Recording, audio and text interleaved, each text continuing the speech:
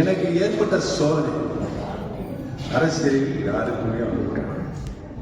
அத்தனையும் பொறுமையாக இருந்துதான் நான் சந்தித்து எனக்கிலே உருவாகி கொண்டு அதை ஜீரணிச்சுட்டு இருந்த காலத்தில் தான் அந்த இயக்கம் இன்னைக்கு பால் விட்டு போய் கிடக்கிறது.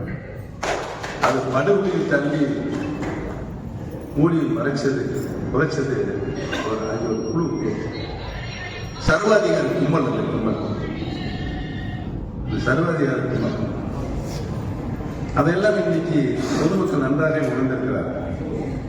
உங்களில் ஒருவனாக இருந்த என்னை சாதாரண நாளை ஓபிஎஸ்ஐ சட்டமன்ற நகர்மன்ற தலைவர், சட்டமன்ற முதலமைச்சர் என்ற நிலைக்கு உயர்த்தி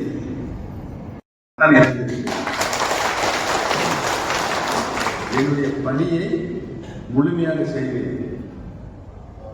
என்னுடைய பணியை தளபதி என்ன எண்ணுகிறாரோ, நான் சேர்ந்த 2 நாளில் நீங்கள் தெற்கத்திய மக்களை சந்திக்க வேண்டும் என்று சொன்னார். தெற்கத்திய மக்களை நீங்கள் சந்திக்க வேண்டும் சொன்னார். சரி, சந்திக்கிறேன்.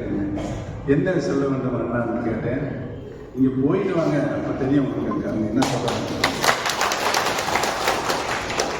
போயிட்டு வந்து ஒரு கூட்டம் 2 கூட்டம் தென்காசி முடிஞ்சு எனக்கு ஃபோன் பண்றாங்க. ரொம்பவும் உங்களுக்கு சிறப்பான வரவேற்பை அப்பகுதி மக்கள் தந்து கொண்டிருக்கிறார்கள். உள்ளபடியே நான் அவர்களை பாராட்ட கடமைப்பட்டிருக்கிறேன்.